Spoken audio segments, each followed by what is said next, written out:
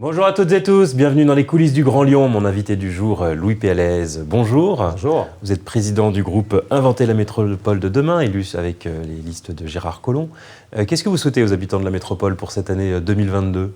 C'est Gérard Collomb qui est élu avec nous sur les listes. On peut le prendre dans les deux sens. Ah ça y est, vous l'avez mis en retrait. Absolument pas, mais ce qui fait notre force dans notre groupe, c'est qu'on est très complémentaires, et notamment grâce à sa présence. Moi, ce que je souhaite à tous les grands Lyonnais, c'est d'abord une année la meilleure possible, la plus sereine, parce qu'on a besoin de retrouver un peu de sérénité, et on a aussi besoin de raisons gardées, c'est-à-dire qu'il y a un peu plus de raisons qui viennent s'installer au quotidien. Voilà, à la fois dans la manière dont on va vivre, et on doit continuer à vivre avec cette épidémie, parce que le virus, il ne va pas disparaître du jour au lendemain, et aussi de la manière dont, à la fois le pays et à la fois localement, les collectivités sont gérées. Je pense que si on gardait un peu raison gardée et qu'on faisait un peu plus référence à la rationalité, les choses iraient mieux. Alors le sujet qui vous occupe un peu en ce début d'année, c'est le vélo. Vous trouvez que les écologistes en font trop sur le vélo. Vous n'êtes pas sûr d'ailleurs qu'il y a une réelle augmentation, en tout cas qu'ils y sont pour quelque chose ? Alors que les choses soient très claires, que la pratique du vélo augmente et s'intensifie, c'est très bien. On en est très heureux. C'est d'ailleurs la politique qui était menée depuis déjà de très nombreuses années. Parce que si aujourd'hui, ils disent qu'il y a une augmentation de 21%, qui est notamment beaucoup liée au Covid, depuis déjà de nombreuses années, l'augmentation est en moyenne de 15% chaque année. Donc vous voyez, on est bien sur une évolution qui, de toute façon, ne date pas de l'arrivée des écologistes. Ils ont compté 38 millions de déplacements vélo ils ont compté en 2021. 38 millions de déplacements, mais moi, ce que je dis... 2020.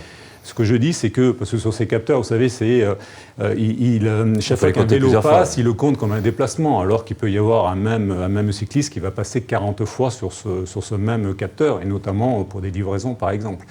Donc faisons attention à ces chiffres. Moi, ce que je leur reproche, c'est qu'ils font de la surcommunication, et une surcommunication uniquement à visée politique et électoraliste.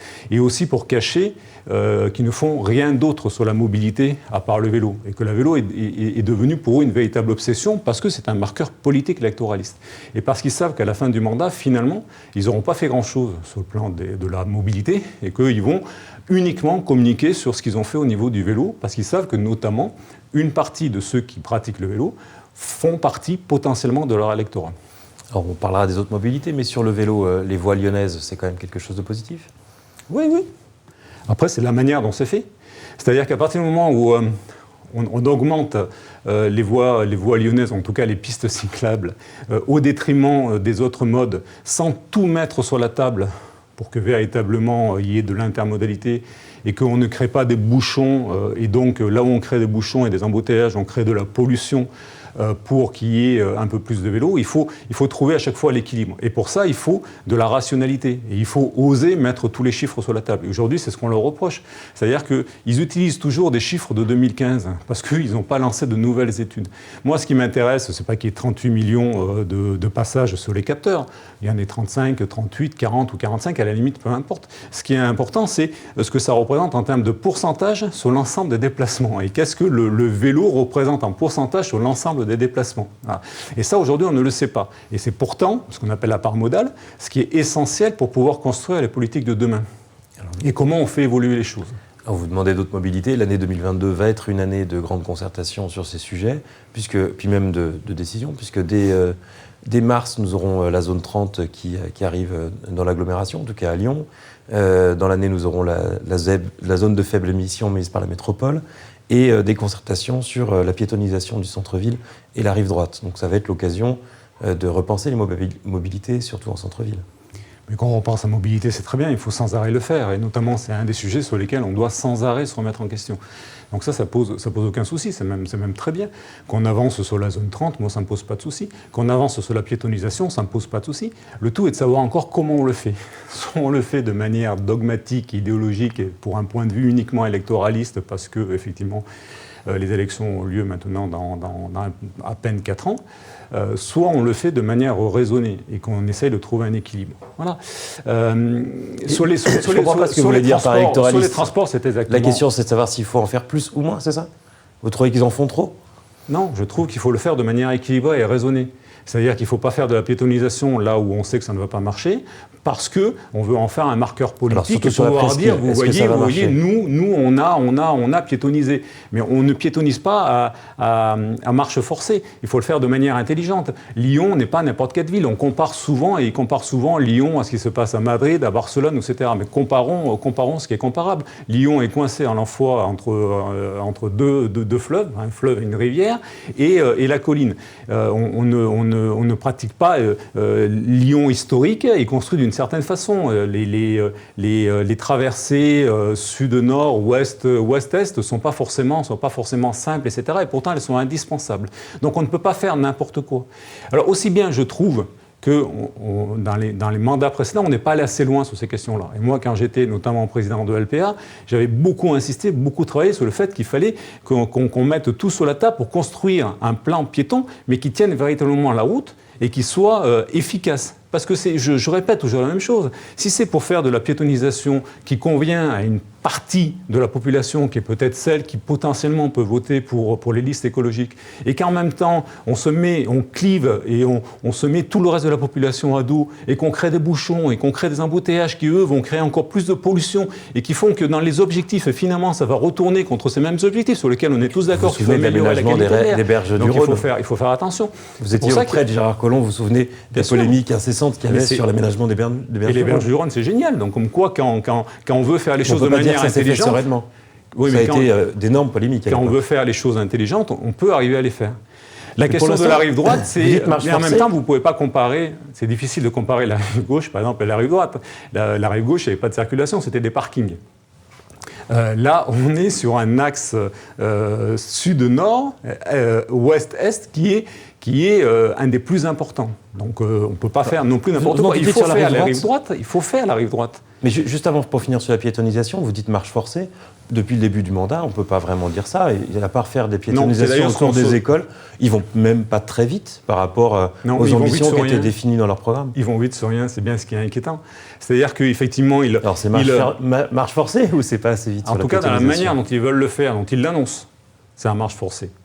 Voilà, c'est sans discussion, c'est quasiment sans débat. Ils annoncent une consultation pendant un an pour faire les travaux en 2023-2024. Il y a tellement de concertations que personne n'y comprend rien et que finalement, il y a très peu de gens qui participent à ces concertations. Donc il faut aussi faire attention à la manière dont on fait les choses. C'est-à-dire qu'ils professent beaucoup, ils assènent beaucoup de certitudes. Ils annoncent beaucoup de choses qui effectivement, dans leurs annonces, inquiètent beaucoup de la manière dont ils veulent le faire. Et en même temps, on s'aperçoit que finalement, ils ne font pas grand-chose. Car on est en train de perdre un temps absolument incroyable. C'est-à-dire qu'ils font une obsession sur le vélo. Il faut développer le vélo, très bien, mais ils en font une obsession. Mais il se passe quoi sur les transports en commun? On est en train de perdre un temps considérable. Alors, finalement, on est en train de comprendre que le téléphérique ne va pas se faire. On est en train de comprendre... Non, je pense que c'est très bien, je pense que c'était une erreur. Voilà, mais on le sait depuis le début. Il y avait déjà des études qui avaient été faites. Ça paraissait tellement évident que de toute façon, ça ne se ferait pas. Mais parce qu'ils sont bourrés de certitudes, parce qu'ils sont persuadés de détenir la vérité, ils sont partis comme ça, à marche forcée pour le coup. Voilà. Et aujourd'hui, ils s'aperçoivent que finalement, ça ne va pas être possible. Et on a perdu un temps fou, parce que finalement, le prolongement du métro E, dont on imagine aujourd'hui que finalement, c'est ce qui va se faire, eh ben, il aurait pu commencer depuis déjà de nombreux mois. Donc on est en train de perdre un temps considérable. Voilà. Et que finalement, à la fin du mandat, sur la question des transports en commun, ben, il ne se sera pas passé grand-chose. Alors revenons sur la question de la rive droite. Ce que vous dites, c'est qu'en gros, ce n'est pas possible si on ne fait pas le périphérique ouest lyonnais. Moi, je dis que on ne peut pas faire un véritable aménagement de la rive droite qu'on souhaite tous si on ne met pas tout sur la table, mais de manière raisonnée, de manière honnête. Aujourd'hui, il y a 200 000 navetteurs entrant dans l'agglomération tous les jours et 70 000 navetteurs sortants. On a, depuis 2019, plus de 17 000 personnes qui sont parties vivre en périphérie, mais qui travaillent dans la métropole. C'est-à-dire qu'on s'aperçoit qu'il y a de plus en plus de gens chaque année qui quittent le secteur centre de la métropole pour aller travailler à l'extérieur. Mais ces gens-là, ils viennent travailler en ville et la plupart du temps, ils n'ont pas d'autre moyen que la voiture.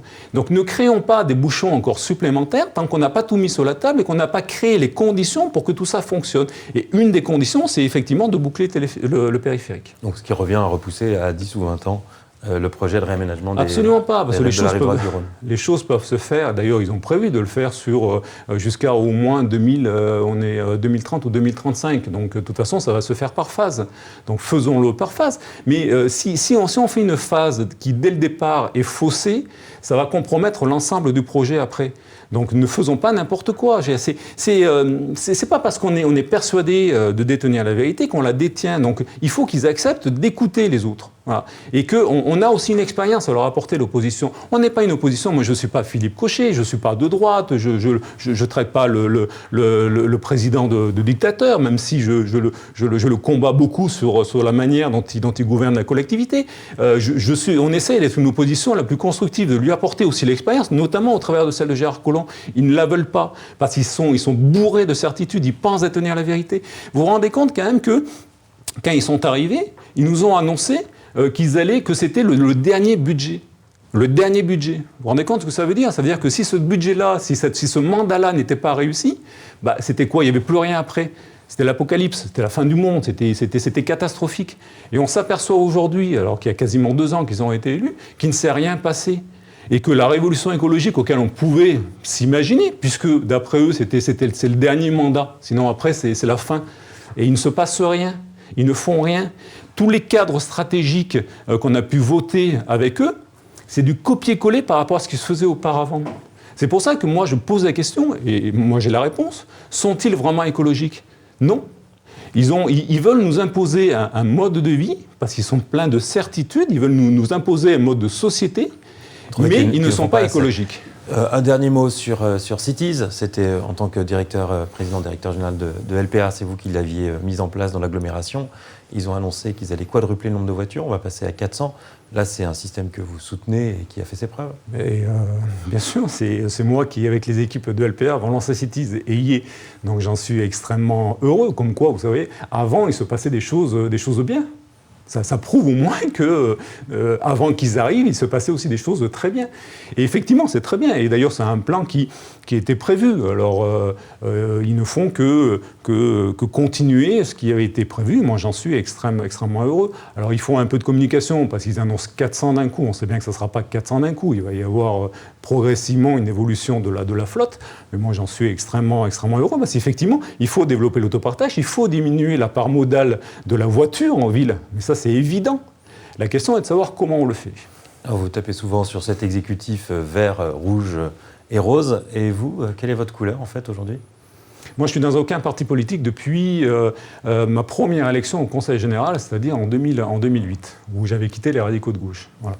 Et à l'approche de la présidentielle, 2008, moi, je suis dans aucun parti politique. À la dernière présidentielle, quand j'ai vu le panel de candidats qu'il y avait, effectivement, j'ai voté Macron, parce que j'ai pensé, effectivement, que de toute façon, on n'avait pas beaucoup le choix, vu ce qui nous était proposé, et qu'en plus, c'était peut-être le bon moment, qu'il fallait en tout cas essayer cette expérience-là. Alors, ouais, comme d'autres, j'ai aussi eu quelques désillusions. Je pense vous n'avez pas échappé qu'il y aura de nouveau une présidentielle cette année. Notamment, je pense qu'il n'a pas respecté l'équilibre entre le centre droit et le centre gauche. Et je trouve ça dommage pour le centre-gauche. Il a tout de suite penché en droite, et je le regrette, même si aujourd'hui, il tente de rééquilibrer les choses. J'ai un peu peur que ce soit trop tard, et ça, je le regrette. En même temps, voilà, je fais comme tout le monde, je vais regarder ce qui nous est proposé. Aujourd'hui, moi, je viens de la gauche, je pense que je continue sincèrement à avoir des valeurs de gauche. Je ne me reconnais absolument pas dans la gauche telle qu'elle est aujourd'hui, absolument pas. Donc je ne voterai pas pour un des candidats aujourd'hui qui se présente sous l'étiquette de gauche.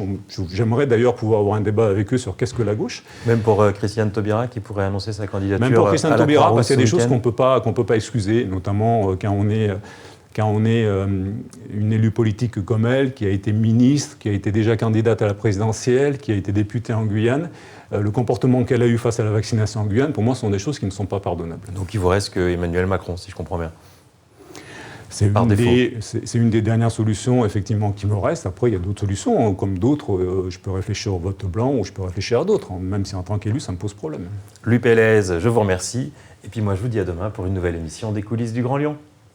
Merci.